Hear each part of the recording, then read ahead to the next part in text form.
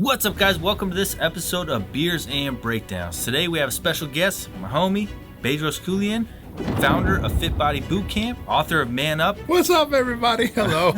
Hey, seriously, though, thanks for having me on, man. I appreciate you coming big by, fan. dude. I'm a big fan. Yeah. I am, man. I was watching your shit before we were ever friends. That's true. Yeah. I appreciate you reaching out, dude. Yeah, We course. became friends for a while. I got to do the Squire program, which was an amazing event, and it was awesome. I still talk to him.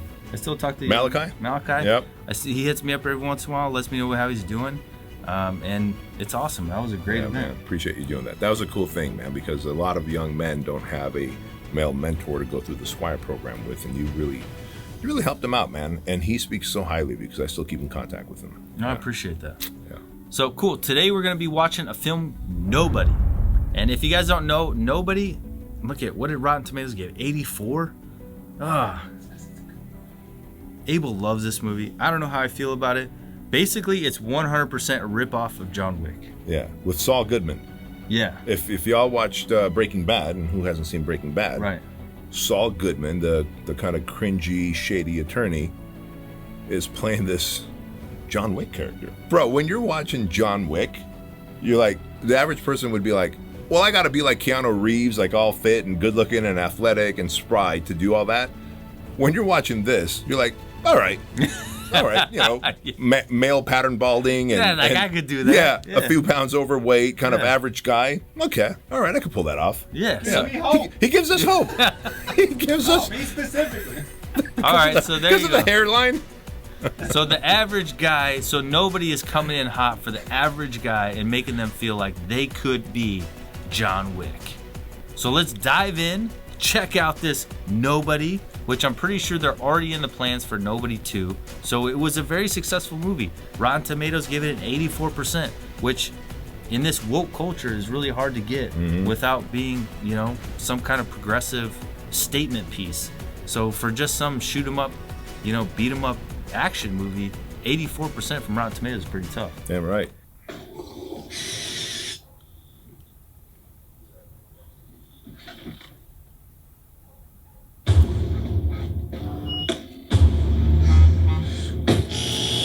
It's the garbage.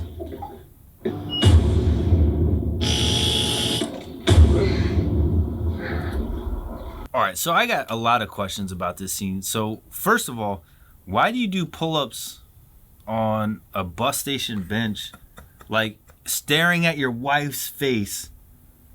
Is one. Two.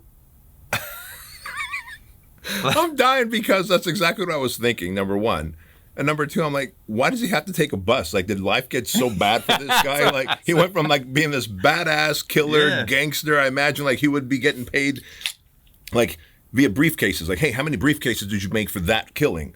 Right. Like now he's riding the bus and he's got a bus pass. Like, what happened? How did things go downhill so quickly? Yeah, you can't afford a Honda Civic, Fuck. like my guy. Right? So his life just clearly sucks ass. He hates his life.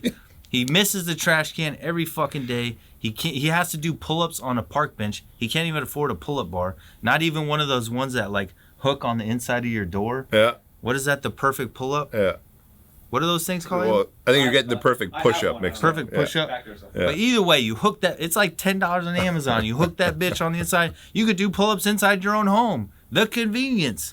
But he's doing it on a bench at the bus stop, staring at his wife's fucking ad face. And if his wife is Wait, was that his wife though? That's wife. Okay, I didn't know That's that. on the She's a picture. real estate agent. Oh, I see. So she's like advertising herself. Yeah. I think they Got might be it. hate pull-ups, but that's just my... Well, did you notice that too? That's Yeah. another thing is Yeah. when he goes to sleep, there's a pillow between him and his wife. Yeah. So they can't even like look at each Yeah, other. the proverbial wall. Yeah. Mm-hmm. Yeah, that wall runs deep. Mm-hmm. Notice there's no pillow between us. No, I just want to draw attention to that. I will. Yeah. All right, quit laughing, Abel. I'll get on that side of the couch Like, anytime. While of the night. I'm on this side as well, or Obviously. this escalated very quickly, bro.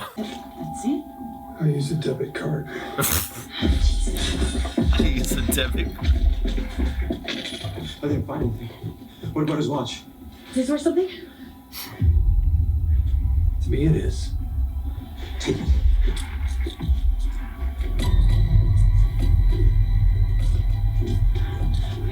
Give me your ring.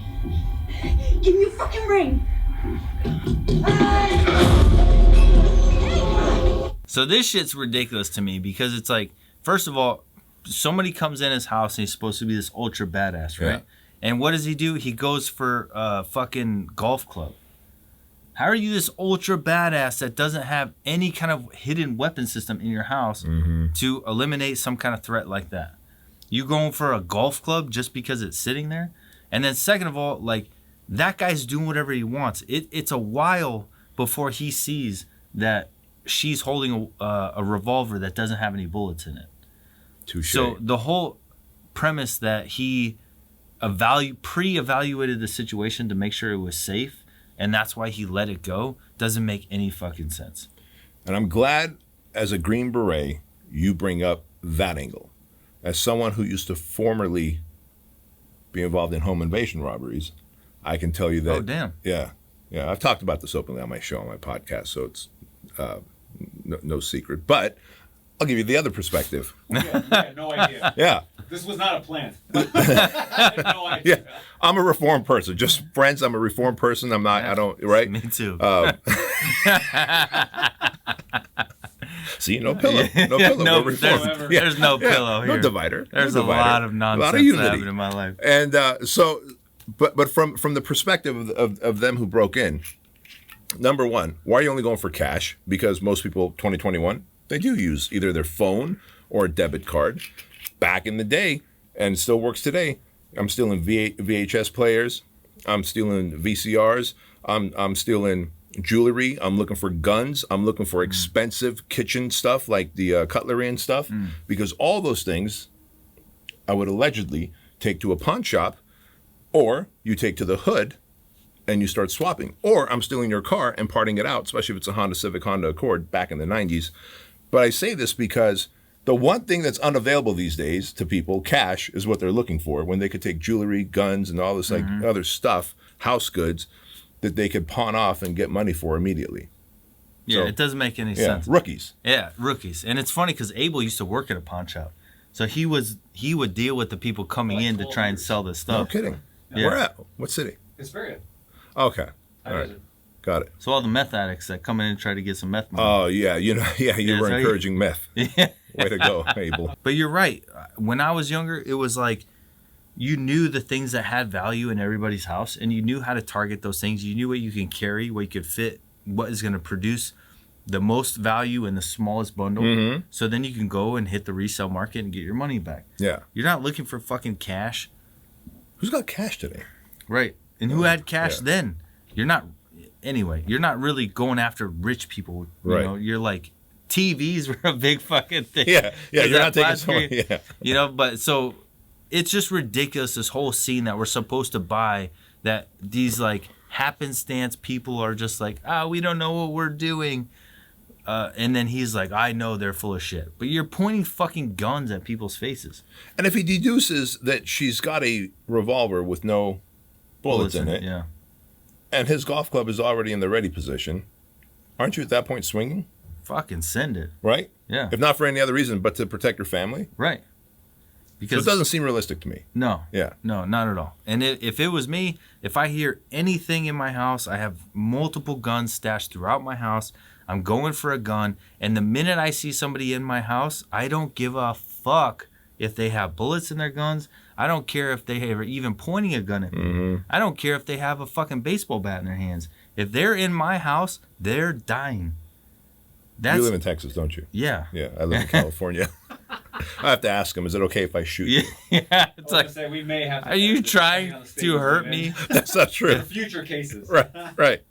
Yeah, that's just how it is. At least in Texas, which I would do regardless of where I live. If you break in, if you're a stranger inside my house at night, you're getting so many bullets in your fucking face and chest. You're not going to know. You're going to be hanging out with Jesus wondering what the fuck happened. And you're going to be like, hey, you want a TV? And Jesus is like, bro, you're dead. We don't need flat screens up We here. don't need it. Yeah. Like, you stole the wrong TV. That guy put you down, son. And I'm not even trying to pretend like I'm some badass. It's just like, if you're coming in my house, you're gone. You're donezo. Like, Donezo. I've thought through it multiple times over. You can't find what? My kitty cat bracelet. Where was it? in here, they couldn't have stolen that, would they?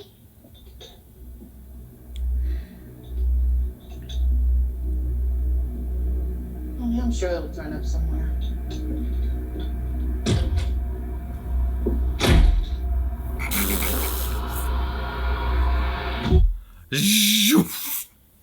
All right, I've watched this movie so many times. Watching it, like I hated it so much. I was like, that's so stupid. But as having 2 daughters, and like having a couple drinks, the bracelet's starting to piss me off. Right. You know what I'm saying? Yeah. Even though it's trivial, it's like that belongs to my baby girl. Yes. Yeah. I get it. I will fucking destroy you. Yeah. And to get that bracelet back. Did we all catch the parallel here with John Wick, where the puppy was killed in John Wick, and that's what activated him? Yeah. And the bracelet activates him. Activates this guy.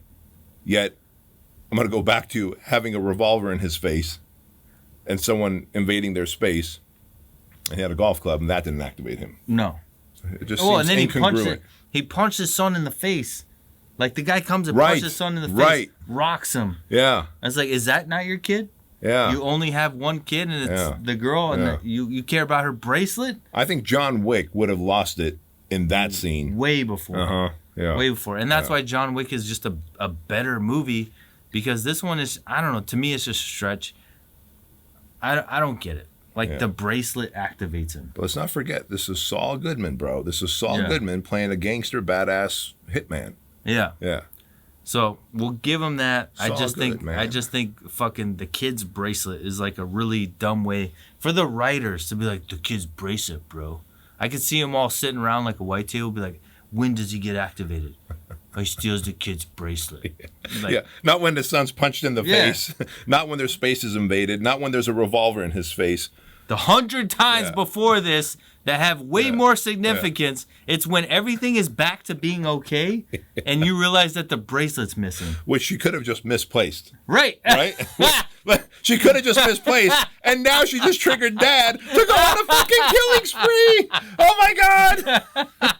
That's pretty good. Right? So she leaves it underneath her bed. Whoops, I found it. Like 30 people are fucking dead after that. He's like, well, I am not going to check under your bed. I'm just going to kill everybody. That's right. Baby girl said that they stole the bracelet. That's all there is to it. God damn it. Here we go. 3504. Just his seat location. Real quick caveat. If you're trying to be incognito, you don't pick center of the bus all the way in the back. Because every time someone gets on that bus, they are looking directly at you. That's a good point. That's a very good Fucking point. sit somewhere off to the left, maybe one of the first 2 or 3 rows, off inside as far as you can, and you stare out that window as much as you can. So no matter who gets on that bus, they're looking, and you even hunch down your shoulders. You look like a piece of shit. Like you have no confidence, you have no nothing. You don't sit in the back of the bus. And you just sit there and you even do it like a crackhead rock. Right. And stare out the window. Right. That way no one wants to look your way. No one wants to look your way. No one wants to come near you. No one thinks that you're anything. Clever. You don't sit straight in the back of the bus like, I own this bitch. I feel like with what I've learned on this couch so far, if I went back to doing home invasion robberies, that I'd be more successful now than I was then. I'm glad I could help you do that. It all ended in I swear to God, I don't know if I ever told you, but it all ended in a police helicopter chase. And I was the one in the getaway car. Yeah, the ghetto bird, that's right. Yeah. That's right. Look at you. Yeah, I've been there. Yeah, you've probably been in the ghetto bird. I was in the 79 in my backyard one time. Did it really? Yeah, oh yeah. Okay. All right. A stolen car crashed in the backyard, and then the ghetto bird landed in there. God, and then they said, "Get the fuck away!" And I was like, "Fuck you." He was out. He was. Dude, that, this is my backyard, motherfucker. Yeah. Yeah. He was that low that he was like, "Back up!" And I was like, "Fuck you! This is my yard." And I was like a 12-year-old kid. I was like, "Fuck you!" He's like, "Back the fuck up!" And that's when you knew you're going into the military and special ops. That's when I knew I was going to jail. Got it. That too. No joke. No bullshit. The stolen car wasn't mine. I didn't steal the car. Yeah. They stole the car and crashed it into my backyard. Yeah. The ghetto bird hovered down to make sure that no one fucked with the evidence. Yeah. Because the guy fled from the scene. Yeah. So the cops came, and they came to pick up the car because it was crashed in my backyard. And I was like, what are you doing? And I was just a punk kid, dude. Yeah. I was like Yeah, probably you're curious. 11, 12. You want to I know was what's curious. happening. Yeah. And I just had yelled at the ghetto bird to fuck off. Cops show up. And I was like, what are you guys doing? And he was like, I'm looking for evidence. And I was like, from that car? And he's like, yeah. I was like, what kind of evidence? He's like, anything related to this car, dude. It was stolen and crashed. And I was like this? And I picked up the fucking a tire iron that they used to like bash out the window or whatever. And he was like, put that fucking thing down. That's evidence. You're getting your fingerprints on it. I was like, oh shit, am I going to go to jail? You got my fingerprints? He's like, you motherfucker. Anyway, growing up in the desert, man. There you go. Weird shit happens. I'm gonna fuck you up. I got it.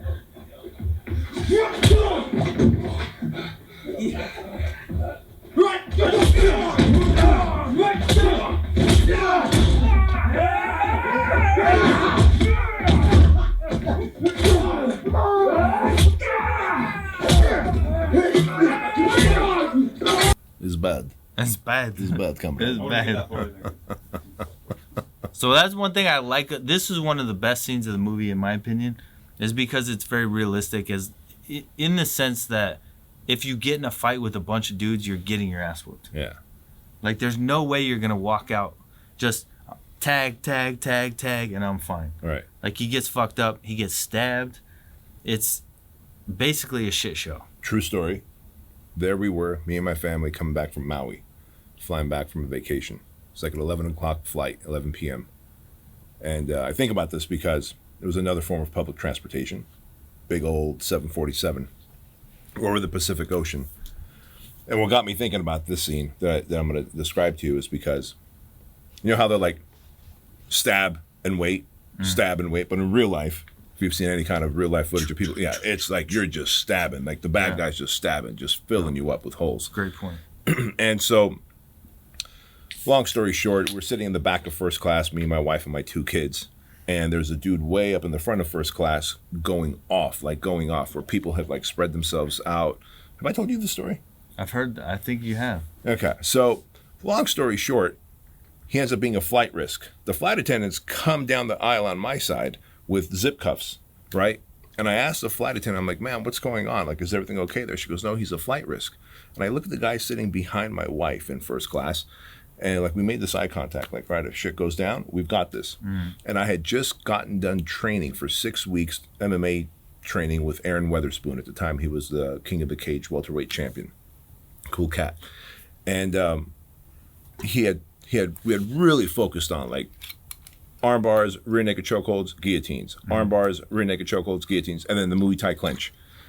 I share this with you because, you know, when you're training with someone and you're paying them, so you're like, all right, maybe he let me get him in an arm bar. Maybe he let me get that rear naked chokehold on him.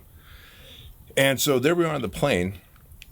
I asked the flight attendant, can we help? She says, no, we got to ask him by law. We have to ask him to put these zip ties on. And I'm like, this guy's going bananas. So they go, her and the 2 other flight attendants, they create a human wall between the cockpit and him, understandably why. And the dude stands up from his seat. He's yelling because they were like, hey, you got to put these on, the zip cuffs. And he's like, fuck no. And he's doing the gun gestures, saying, I'm going to blow this thing up, right? And she looks up at us and like, help! Me and the dude look at each other. We both get up and run. I get in front of this cat first, and he's like, what the fuck are you going to do?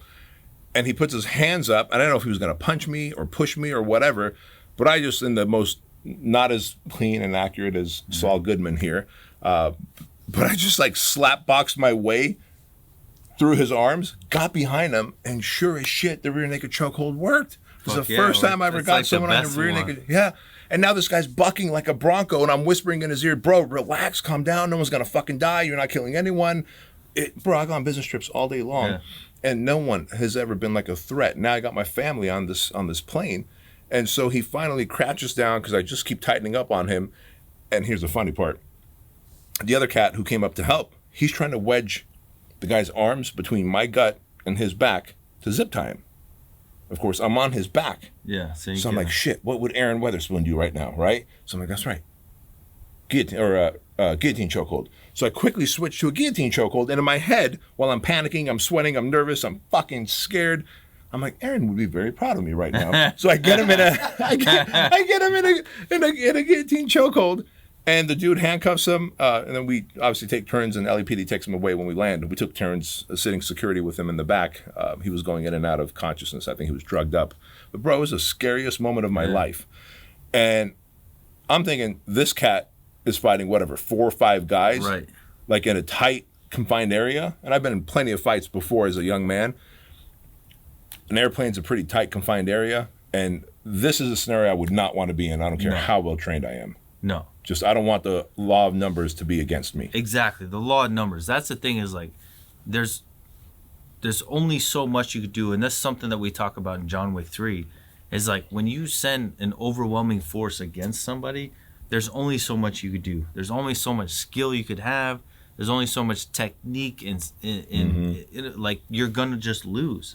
There's just too many. It's an overwhelming force, and that many people, even in this scene, they have to have them go like one at a time in order to make it realistic. Yeah. Because all they had to do is a dog pile. Yeah. If they dogpiled him, it's game over. It's over. He's at the bottom of the dog pile, and this guy's got a knife. Shank him. Just shanking him, fucking up. And you made a great point. You don't just stab and go, I got you. When you stab somebody, it's boom, boom, boom, boom. You're just lighting them up. People get stabbed like 25 times, 30 times. You know, I know my neighbor, when I was growing up, he was stabbed with a screwdriver like 25 times. Fuck. And it's like, it's not just one, and then you like, you know, admire your work. Right. You know, I'm an artiste. Yeah, it's like, look what I did. You're hitting them over and over because people don't just go down. I've been in gunfights where I shot a guy and he didn't go down. And I'm like, am I missing? There's no way. I'm lasering him. I'm pulling the trigger. I got 5.56, and I'm doing a circle motion on his body with my laser, which I had already zeroed. So I know that shit's accurate. And so I'm just do, and then he falls, and I was like, all right, that's 1 down. Gets back up. What the fuck? And I didn't find him till the next day. He made it all the way to 100 meters away. Holy smokes, bro. He had a berm. There was a berm on the side of the road, and he was hiding in it like this. And that's how he bled out. Yeah. So it wasn't from me shooting him that he went down. He went and hid in a spot trying to recover. Yeah. And then he slowly bled out. And then so the next day we found him, got his ID, and checked the holes. And that's off of 5.56. It's at 5.56. Several rounds. Yeah. Right? Yeah, I hit him a couple. I got pictures of where I hit him, but it was in the torso multiple times. And he just kept going like nothing happened. Shows you how unrealistic a movie is when someone gets shot once and they're blown back. Yeah. When in reality, you guys found this guy after multiple times at 5.56, 100 meters away, hiding. Yeah. Figuring hey, if I could just probably make it to daylight or whatever, but he bled out. Exactly. If I could just make it to daylight, that's exactly what he was doing. He took, it was like a good berm to where he had cover from where we were going. Yeah. So it was a great spot to hide. Yeah. Unfortunately, he just had enough holes in him that he was dying. He didn't know it. I'm laughing because it's bizarre. It is bizarre, and when it's so morbid when you think about it. It's like it's a trip. My last attempt is I want to die alone. I don't want to be in chaos. I want to put my back against the wall, be protected, and slowly fade away if I'm in that position. Hopefully, I never find myself in that position. Yeah. And that's what he got. Yeah. He found a good coveted spot, and he just slowly left the earth. And I had one time when my buddy, he was our Charlie, and he was like, "I'm gonna show you where." I've told this story before, but he's like, I had an AT4. And I don't know what an AT4 is. It's a recoilless rifle. Fuck, I need one. So like a rocket launcher. Got it. So he comes out, he's like, Buck, bring it. And so I bring the rocket launcher, and he's like, there's a guy right there. And I was like, where is he at? And he's like, I'm going to show you. I'll shoot around, create a spark, and then that's where I want you to shoot the AT4, because he keeps lighting us up. Yeah. And I was like, all right. So he goes, all right, I'm about to shoot the shot at that rock face. Do you see where he's at, where the rock face is at? I was like, yeah. He goes, and he shoots the shot, and he goes, never mind. He got him. That's awesome. And I was like, what? And he's like, I think I got him. He goes, but I don't know for sure, so just shoot the rocket just in case. So I shoot the rocket, it's a too tight space, overwhelms the whole area with dust and shit. and like I can't breathe, I can't see where I'm at. We go do a BDA, a battle damage assessment. Yeah. So we go look for the body. Sure as shit, hit him right there. No shit. So as soon as he went to shoot that shot and show me where he was at, Yeah. the guy went up to shoot at us and goes, Damn. put him down, dude. And I was like, great fucking Fuck, shot. dude. That is Beautiful nuts. shot.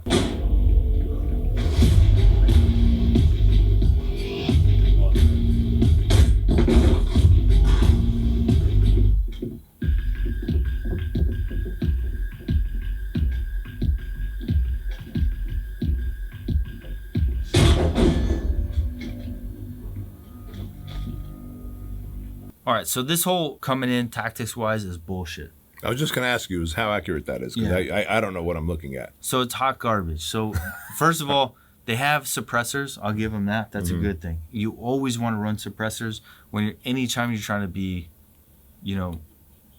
surreptitious. The complete opposite thing of a suppressor is a white light. It's literally the opposite thing. It's like this is a suppressor is quiet. It's remote. It's like trying to be hidden. A white light is like, look at me, here I am. It's the worst fucking thing you could do. So any hit squad ever is going to know that the best case scenario is suppressor and nods. You want to own the night.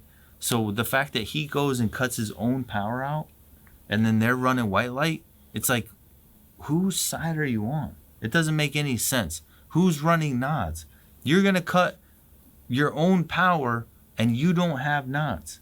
What sense does that make? So you don't want to see any either? Why would you do that? And this is something that we've talked about in other movies. If you're going to assault an objective like that, you want to go no white light, you want to go nods, you want to go suppressor, and you want to cut their power. So if we were this little hit squad, we would go up, we would find their power from the outside breaker box, we would silently clip it, open up the lock, cut the power to the house, turn on nods, have suppressor, and then flow in owning the night. Yeah. So the movies always fuck this up because they don't understand that owning the night is more than just turning on your white light. Once you turn on your white light, you're telling everyone not only where you are, you're telling everyone where you're looking, what you could see, what you can't see, where you're going. So sometimes we've even practiced like clearing a house with no nods and white light only, and where we will do a flash of white light, turn it off, flow as much as we can from memorization of that room, and then flash that white light again. So that way, if you're looking on the outside and you're trying to snipe us or kill us from the outside, you see white light flash and then white light flash. Got it. So you can't follow us through the house. So you're almost like getting a snapshot. Yes. With white light going off and then moving as far as you can. And then snapshot again. Yes. Holy fuck, bro. It's a terrible way to do it. It's not ideal, but that's a way to use white light successfully to where you're not being followed throughout. Dude, I got a lot of respect for what you guys do. It's tough because you always have to balance that. It's like there's a lot of comfort in white light because you could see exactly what's going on. But every time you use white light, you're telling everyone from inside the house to outside the house exactly where you are. Imagine looking at a house in the middle of a suburban neighborhood. It's all blacked out. The fucking power's been cut, and you have 3 white lights flowing through the house. You know exactly where. As a sniper, dude, I could take you all out from outside the house. I could say white light, shapow, white light, shapow, and you're getting fucked up. Or imagine being inside the house, white lights pointing it over there. That's where you're looking, dude. If I'm over here, you're fucked. Because then now I just start snapping you. So you always want to avoid white light. You want to cut the power, go nods, avoid white light. So it just pisses me off when every time they do a movie, they go white light. I imagine, especially for you, like when you see something that to you that's blatantly inaccurate. Blatantly obvious. Like to me, it's like, all right, now that you explained it, I'm like, okay, I get it. That's amateur moves. But I'm like, I could also just see like, oh, it's dark. They're using white light. But from your perspective, that's the most amateur move. Yeah, because you can use, what does NOD stand for? Night vision or something? Yeah, night vision goggles. Night vision goggles, use NVGs, night vision goggles. Yeah. So just use nods. So we don't just have green nods. That's what people don't understand is like, you see green, you may see some tubes or whatever. We have PVS 31s. So PVS 31s, you can go white hot, and it's not green, it's white and black. So the shadows are almost perfect. Can a regular dude like me get night vision glasses? Absolutely. You could buy Really? them. A civilian can get it? Yep. Huh. Yeah, you could buy night vision. You would probably get like a monovision, if depending on how much you're trying to spend. Yeah. A monovision would get you at least some green. Let me ask you this. Would I need it as a civilian? Do I need one? No. There you go. No, you don't. There you go. As a civilian, use white light to your advantage. But just understand that when you use, let's say you're cleaning your house, somebody breaks in. Yeah. Don't go searching white light. So in my house, this is how I have it set up. In my house, I have plug-ins. Yeah. To where they create a luminescent light throughout my house at all times. Yeah. So- Like those night lights, kind of like a It's light. like a night light. Yeah. I have it going throughout the kitchen, throughout the hallways, always. So I never have to turn on light to see. Got it. So if you break into my house, I'm going to pull my pistol. If I see you, white light splash to your face, and I'm shooting. Boom, boom, boom. So it's going to be my white light and my bullets. But I don't need my white light to see. Right. And that's what you want to So avoid. there's just enough dim light for Exactly. you to see. I know my house. Yeah. You don't know my house. Right. So you if- got the advantage. I have the advantage. So I have just enough dim light to see. You have to use white light to figure out where my house is, where my stairs are, where to Right. go up. So once you turn on that white light, I know where you're looking. In that case, I don't even need to use my flashlight. If I see your white light and then you're looking up my stairs because you just figured out where my stairs are, I'm putting shots in your face. I'm going to turn on my light, I'm going to shoot you, and then I'm going to turn off my light. And then I'm going to recheck. And I'm going to keep clearing after that because I don't know how many of you there are. Sure. Right? So white light is just this easy indicator of who's there, how many are there, Yeah. where they're looking. Yeah, yeah. So white light's a bad thing. But from you, do you need nods? No. You could use white light to your advantage. You could flood them in the face with it to where they can't see. Got it. But you know your house. Right. So at least have enough a luminescent light throughout your house to where you could always flow with your weapon system throughout your house without needing any light. That should be your goal. Got it.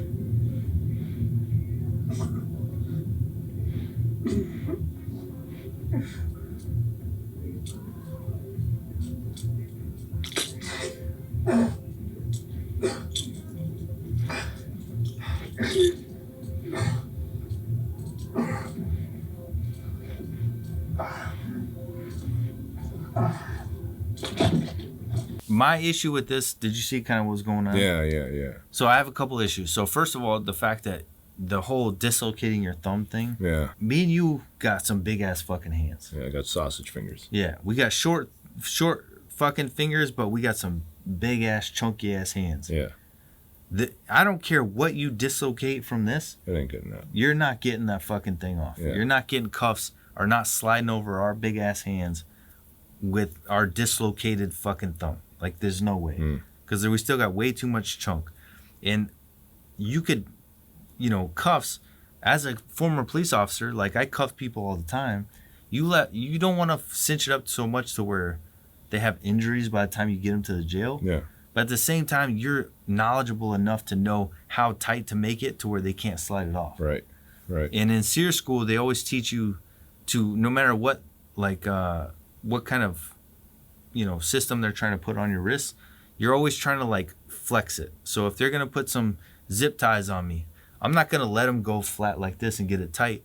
I'm going to try and turn my wrist like this. Got it. So that way, once they zip tie it tight, I can put my hands together and then try to slip out, or whatever. But if they put handcuffs on you, you're not just going to be able to dislocate your thumb and pull them off.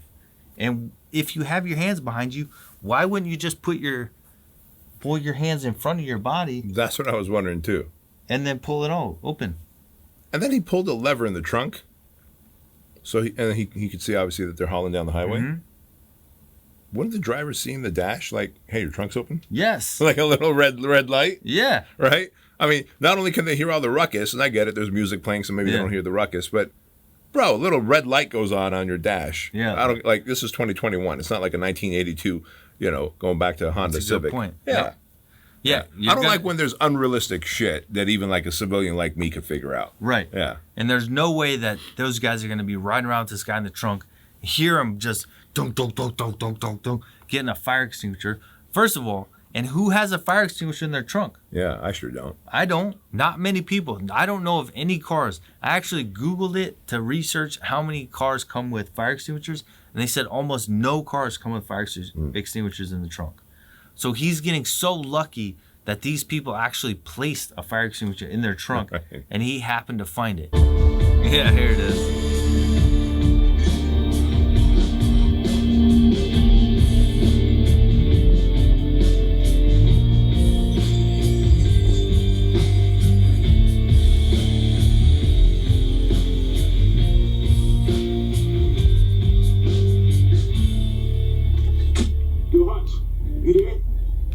All right, so basically it becomes John Wick meets Home Alone, and he booby traps his entire business with everything from fucking Home Alone. It's like exactly a ripoff of Home Alone. It is. And have you ever read the Anarchist Cookbook? All right, so the Anarchist, have you read it, Abel? No, I've heard of it though. All right, so the Anarchist Cookbook was, from what I understand, it became illegal. You can't have it, and the feds would like come to your house if you have. I don't know if that's true or not. But back in the 90s, like you could buy it off like in the back of a newspaper, and it taught you how to make like pipe bombs and like racquetball bombs and shit. So I made a racquetball bomb where you take a whole bunch of gunpowder from fireworks and you put bolts and screws inside of a racquetball, and then you put some of those matches that strike anywhere, a whole bunch of those in there, pack it in tight, duct tape it tight, and you throw it against the wall, and then boom, creates a spark. Bro, I got hit by a nut that was in there, and it like left a dent in my shin, and so it actually worked. And I was like, holy shit! And so as I see him like putting nails and all this stuff in a jar, I'm like, this fool's read the Anarchist Cookbook, and he's old enough to be from that generation. Yeah. Now all I hear when he's building all this stuff, and then the bad guys come in, is just like, Larry. That's right. Marv. He's like, oh, is it Harry? He's like, Harry, because he gets the fucking iron to the face. That's right. And then he falls and he gets like covered in feathers and shit. Like that's the whole vibe I get from this. It's just like fucking nonsense, like booby traps all throughout the house. It's like completely ripped off from Home Alone. Yeah. So that's it. This fucking movie to me is just a giant ripoff of a bunch of movies. It's a ripoff of John Wick, Back to the Future because they stole that guy, Right.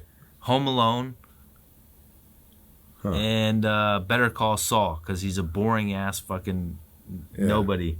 But you know what he does well is he gives the average guy hope, because I think he gives the average guy hope versus when you look at Keanu Reeves, you're like, all right, one, average guy's not going to be that good looking. Average guy's not going to be that athletic. Average guy's not going to be all that. This guy gives the average guy hope. But I'm here to say that you should never aspire to be the average guy anyway. You should always aspire to be a badass gangster that you are deep down inside. That's right. And so there you have it, man. And by the way, I appreciate you guys having me on the show, man. Absolutely. It's a pleasure having you, dude. Thank you. All right, guys. I hope you enjoyed that episode. Thank you so much for coming. Thank you so much for watching. Thanks to Bedros for coming along with us. Thank you. Thank you, guys. And make sure you check out the FNG Academy. And remember that nobody is doing more to help you guys get selected than us. Thank you, guys. We'll see you on the next one.